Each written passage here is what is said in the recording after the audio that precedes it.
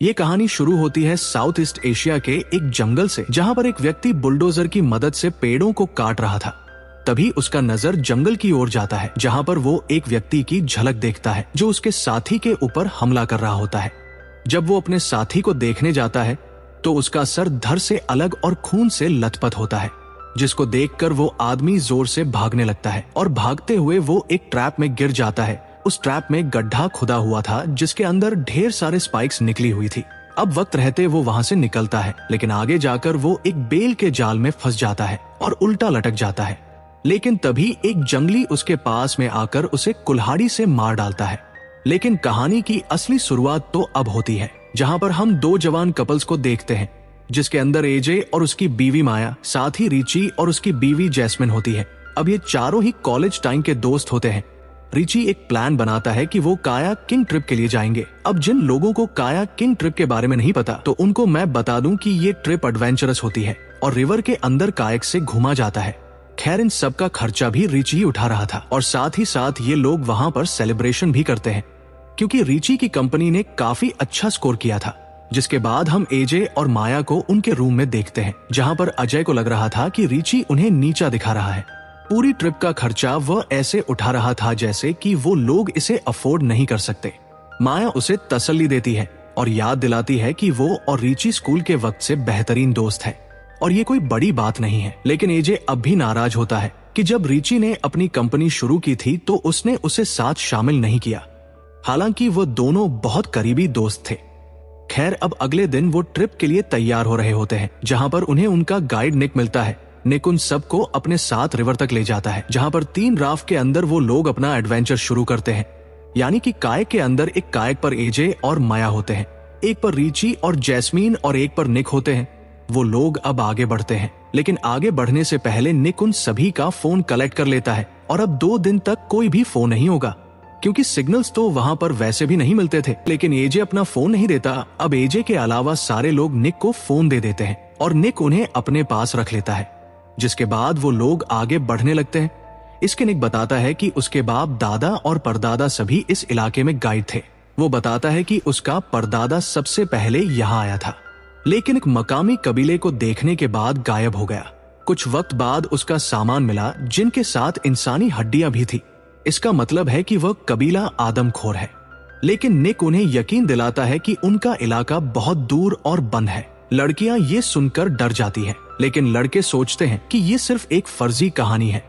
खैर, अब सीन दूसरी ओर शिफ्ट होता है, जहां पर हम एक और कपल को देखते हैं, जो कि बाइकर ब्लॉगर थे, जो कि जंगल में ही राइडिंग कर रहे होते हैं। और आगे आकर वो एक जगह पर पहुंच जाते हैं, जहां से एक जंगल की तरफ रास्ता जा रहा था, जिस पर साफ साफ लिखा हुआ था कि अंदर जाना मना है।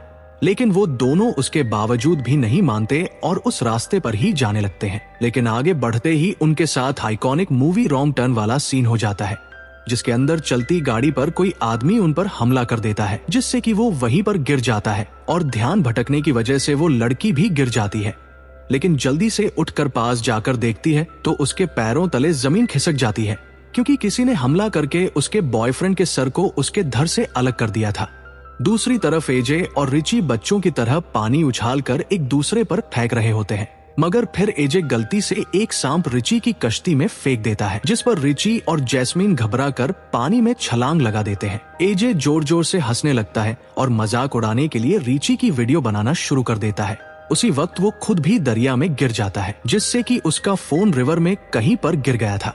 लेकिन निक उसे ढूंढ लेता है। फिर हम उस लड़की को दोबारा देखते हैं, जो कि वहां से बचकर एक केव में चली जाती है। गुफा के अंदर जाकर वह सबसे पहले वीडियो बनाने लगती है कि उन लोगों ने उसके बॉयफ्रेंड को मार दिया है। लेकिन वीडियो बनाने के लिए उसने काफी गलत जगह चुनी थी। दरअसल ये गुफा भी उन्हीं का अड्डा था, यानी कि इन्हीं ट्राइब का। जिसके बाद एक ट्राइब मेंबर आकर उस पर हमला कर देता है। उधर ग्रुप किनारे पर पहुंचता है, जहां वो लोग रात वही कैंप लगाने का फैसला करते हैं। एजे परेशान होता है कि उसका फोन काम नहीं कर रहा, क्योंकि वो पहले दरिया में गिर गया था और अब वो अपने काम से जुड़ नहीं पा रहा। थोड़े ही वक्त में अंधेरा छाने लगता है। निक और माया बोन फायर के पास बैठकर बातें करने लगते हैं। निक उसे अपने परदादा की तस्वीर दिखाता है, जो इसी जंगल में गायब हो गया था। वो उसे उस लकड़हारे के बारे में भी बताता है, जिसे मूवी की शुरुआत में कबायली लोगों ने अगवा किया था और उस पर जुल्म किया था। वो उसे बताता है कि ये लोग अपने शिकार को जिंदा रखते हैं क्योंकि उनको मारने के बाद उनके पास रेफ्रिजरेटर नहीं होता है जिससे कि वो फ्लेश को स्टोर कर सके, इसलिए वो अपने शिकार को जिंदा रखते हैं और जरूरत लगने पर ही मारते हैं ताकि गोश्त खराब ना हो। मजीद ये कि वो लकड़हारा गार से किसी तरह भाग निकला था और दरिया पार करने में कामयाब हो गया था, हालांकि उसकी एडिया पूरी तरह से काट दी गई थी और ये सारी बातें उसी ने निक को बताई थी। एनीवेज अब इसी बीच वहां पर अजय आ जाता है और निक को मना करता है कि वो ऐसी बातें करके उन्हें ना डराए और माया को सोने के लिए कहने लगता है। खैर अब सबके सोने के बाद में जैस्मीन बाथरूम करने जाती है जहां से लौटते वक्त उसे अजय पीछे से पकड़ लेता है और यहाँ पर हमको एक शॉकिंग बात पता चलती है कि अजय और जैस्मिन अपने पार्टनर को चीट कर रहे थे। जी हाँ, एजे और जैस्मिन का अफेयर चल रहा होता है। खैर अब यहाँ जैस्मिन जो होती है वो बताती है कि अब वो तंग आ चुकी है और वो ऐसे चुपके और नहीं मिल सकती। तब एजे उसको बताता है कि माया के पिता बहुत जल्दी कंपनी छोड़ देंगे और उसकी जगह एजे ले लेगा, यानी कि वो यहाँ माया के साथ उसके पैसे के लिए था, जिसके बाद वो माया को छोड़ने वाला था। और ये बात जैस्मिन को पसंद नहीं आती क्योंकि वो नहीं चाहती थी कि एजे माया के फादर के लिए काम करते हुए माया को छोड़ दे, इसलिए जैस्मिन नाराज होकर वहाँ से जंगल की तरफ जाने लगती है, जिसके बाद एजे सोने आ जाता है। अब अगले दिन जैस्मिन सबको बताती है कि रिची गायब है, वो कहीं पर चला गया है और ये सुनकर सभी पैनिक करने लगते हैं। तभी निक बताता है कि वो उसकी कायक ले गया है और ये सुनकर हमें थोड़ा थोड़ा डाउट होता है कि शायद उसने जैस्मीन और एज की बातें सुन ली थी और इसी वजह से शायद से वो वहां पर चला गया। परेशान होकर वो बाकी बची हुई 2 कश्तियों में बैठकर रिची को ढूंढने निकल जाते हैं। आखिर ग्रुप दरिया के उस हिस्से पर पहुंचता है जो रिस्ट्रिक्टेड एरिया की तरफ जाता है, लेकिन निक उनको स्ट्रिक्ट वार्निंग देता है कि उधर कोई ना जाए क्योंकि वहां पर ना जाने में ही भलाई होगी क्योंकि उधर ही उस ट्राइब के लोग रहते हैं। लेकिन एजे उसको ये बोलता है कि क्या निक ने कभी उन लोगों को देखा है और उसे कैसे पता इधर वो सच में रहते हैं, और उसकी बातों को मानकर वो उधर जाने के लिए राजी हो जाता है, जहां वो जल्द ही एक खाली कश्ती और एक लाइफ जैकेट देखते हैं। लेकिन रिची कहीं नजर नहीं आता। तीनों रिची को तलाश करने का फैसला करते हैं, जबकि निक किनारे पर रह जाता है। निक कहता है कि अगर वो लोग 1 घंटे के अंदर वापस ना आए तो वो अकेला ही यहाँ से चला जाएगा। सभी लोग मान जाते हैं और रिची को ढूंढने के लिए जंगल के अंदर गहराई में चले जाते हैं। आगे बढ़ते हुए एजे को वहाँ पर कुछ खून के धब्बे दिखाई देते हैं, जिन्हें इग्नोर करके वो आगे बढ़ जाता है। दूसरी तरफ निक को कुछ अजीब सी आवाज आती है और उसे लगता है कि ये सब उसके क्लाइंट्स हैं, इसलिए वो जंगल की तरफ जाता है, जहाँ पर उसे कुछ स्केरक्रो यानी कि बीजू का मिलते हैं, जिन्हें मरे हुए लोगों के कपड़े पहनाए गए थे, जिसमें से एक कपड़े वर्कर के भी थे। तभी वह देखता है कि पास ही एक कबायली आदमी झाड़ियों में छुपा हुआ है। डरा हुआ निक फौरन अपनी जान बचाने के लिए भागता है और वह कबायली आदमी उसके पीछे भागता है। आखिर निक कश्ती तक पहुंच जाता है और कुछ देर के लिए हर तरफ खामोशी छा जाती है। निक समझता है कि हमलावर चला गया है, मगर अचानक पानी के अंदर से एक और कबायली आदमी निकलता है और निक का गला काट देता है, जिससे कि निक वहीं पर मारा जाता है। यानी कि ये ट्राइब बहुत ही खतरनाक थी। इंसानों को देखते ही उनको ये लगता था कि इंसान उनके जंगल को और उनकी प्लेस को हथियाने आए हैं। अब दूसरी तरफ रिच के साथी जो उसे ढूंढ रहे थे वो आगे बढ़ते हुए एक गुफा के पास पहुंच जाते हैं और ये वही गुफा थी जिसके अंदर वो मोटो ब्लॉगर आई थी अपनी जान बचाने के लिए, और सबूत के तौर पर उन्हें वहाँ पर उसका हेलमेट भी मिलता है। खैर तभी वहाँ पर रिची भी आ जाता है और यहाँ रिची को देखकर सबको काफी ज्यादा खुशी मिलता है। अब रिची से वो लोग अचानक जाने का कारण पूछते हैं, जिस पर रिची कहता है कि उसे रात में नींद नहीं आ रही थी। वो लोग उससे फोन के बारे में पूछते हैं, लेकिन रिची ने तो वो फोन वहीं पर कायक पर ही छोड़ दिए। खैर इन सब का समय नहीं था, इसलिए वो लोग वहाँ से निकलने लगते हैं। वापस कश्ती की तरफ जाते हुए एजे रिची से पूछता है कि सब ठीक है या नहीं और वो अचानक क्यों गायब हो गया था। जवाब में रिची अचानक उस पर इल्जाम लगाता है कि वो उसकी कामयाबी से जलता है। वो कहता है कि एजे ने माया जैसी खूबसूरत लड़की से शादी की और बगैर किसी मेहनत के नौकरी भी हासिल कर ली, मगर फिर भी वो खुश नहीं है। फिर रिची एजे को उसका फोन देता है और कहता है कि अब ये ठीक से चल रहा है। ये देखकर एजे को फौरन अंदाजा हो जाता है कि रिची ने उसका फोन जरूर चेक किया है और अब उसे उसके सीक्रेट अफेयर का पता चल गया है। जब वो लोग किनारे पर वापस पहुंचते हैं तो देखते हैं कि निक अपनी कश्ती समेत गायब है। वह समझते हैं कि निक उन्हें छोड़कर चला गया है, मगर जमीन पर उसका चाकू पड़ा होता है। फिर वह तीनों बाकी बची हुई 2 कश्तियों में सवार हो जाते हैं और खुद ही वापस जाने का फैसला करते हैं। लेकिन कुछ दूर आगे बढ़ने के बाद एक किनारे पर उन्हें निक्की कायक मिल जाती है जिसके अंदर खून के धब्बे थे। खैर, अब वो लोग आगे बढ़ते हैं, लेकिन तभी वो बहुत ही ज्यादा सहम गए थे क्योंकि वहाँ पर वो ये देखते हैं कि एक चीज के अंदर निक का सर उबल रहा था, जिसको देखकर वो वहाँ से निकलने लगते हैं क्योंकि उनको सच्चाई पता चल गई थी कि हाँ, यहाँ पर ये ट्राइब सच में रहती है। खैर, यहाँ जो एजे होता है वो इन सब का जिम्मेदार रिची को ठहराने लगता है क्योंकि रिची ही वही था जिसको ये कायक वाला एडवेंचर करना था, जिस पर रिची उस पर उल्टा भड़क जाता है। लेकिन उनके पास अभी इन सब चीजों के लिए वक्त नहीं था, जिसके चलते वो आगे बढ़ने लगते हैं। लेकिन उनके आगे एक बड़ा सा पेड़ आ गया था। वो लोग अब कायक को दूसरी तरफ फेंक कर आगे बढ़ ही रहे होते हैं कि तभी इसी बीच एजे के ऊपर एक ट्राइब मेंबर हमला कर देता है। तब उसे बचाने के लिए रिची एक चाकू से उस पर हमला करता है, लेकिन ये ट्राइब मेंबर रिची के ऊपर काफी भारी पड़ रहा था। तब जाकर जैस्मिन जो होती है वो एक पत्थर से उस ट्राइब के सर पर हमला करती है।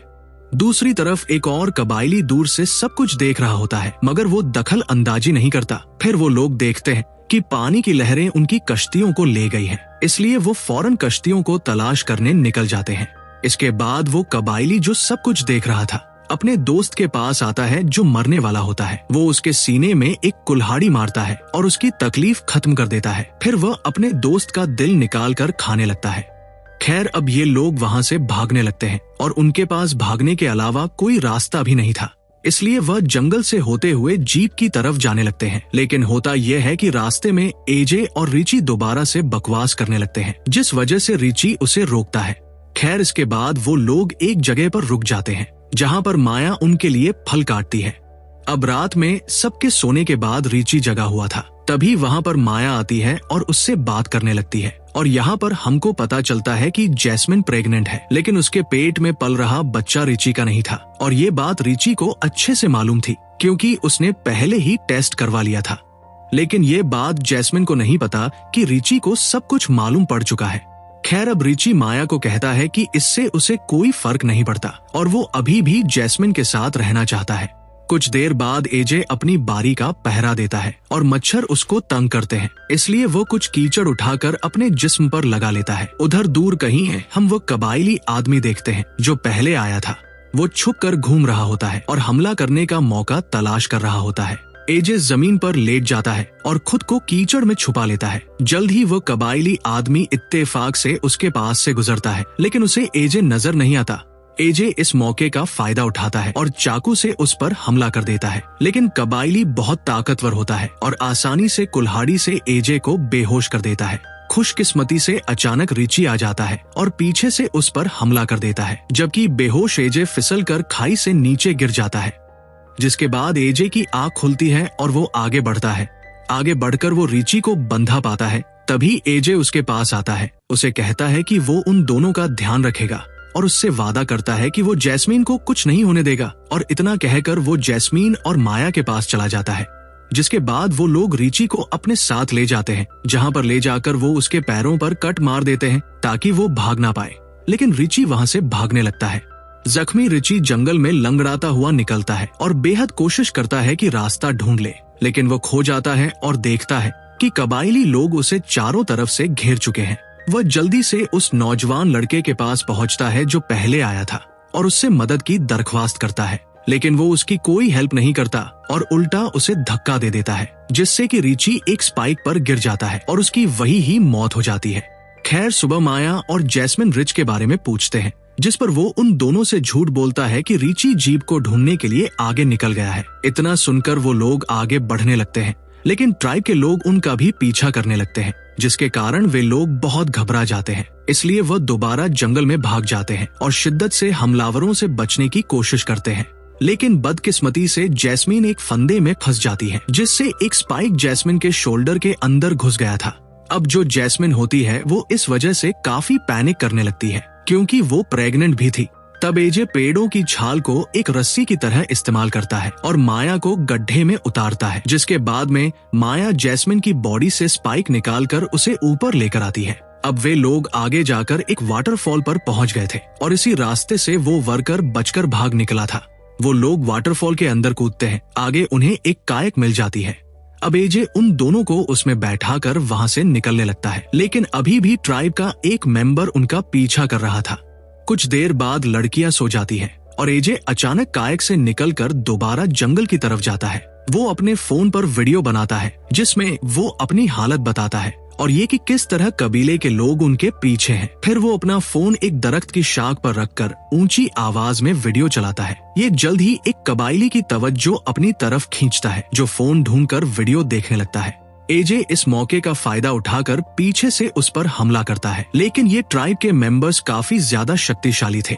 उल्टा वो उस पर भारी पड़ रहा था। खैर अब वो उसे एक पेड़ से लटका देता है और मरने के लिए छोड़ देता है, जिसके बाद वह जैस्मिन और माया की तरफ बढ़ता है। पर तभी एजे जो होता है वह चालाकी से अपनी रस्सी काटकर उस ट्राइब मेंबर पर हमला कर देता है और फिर वही छुरा उस कबायली आदमी को मार देता है। दोनों आदमियों के दरमियान एक शदीद और खूनरेज लड़ाई शुरू हो जाती है। ऐसा लगता है जैसे एजे की मौत अब करीब है, लेकिन वह जल्द ही कबायली के हथियार पर काबू पा लेता है और उसे इस्तेमाल करते हुए उसका सर बुरी तरह से चीर फाड़ देता है और उसकी जिंदगी का खात्मा कर देता है। उन्हें लग रहा था कि सब कुछ खत्म हो गया है, लेकिन तभी ढेर सारे ट्राइब मेंबर्स उनकी तरफ बढ़ने लगते हैं, जो कि उनके लिए अच्छा नहीं था।